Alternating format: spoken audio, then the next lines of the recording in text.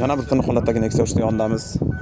Nexia 3 mashinamiz 2020-yilda ishlab chiqarilgan mashina bo'lib, chexolpoliklar qilib qo'yilgan. 97300 halol probegda. Mashina kraskasi top-toza. Salon holatlari ham yaxshi holatda ekanligini ko'rishimiz mumkin.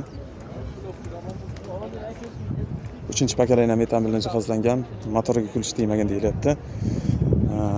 Mashinani balon holatlariga qaraydigan bo'lsak, balonlar ham yangi balonlar qo'yib qo'yilgan, yumshoq balonlar. Mashina ko'rinishi yaxshi holatda turibdi.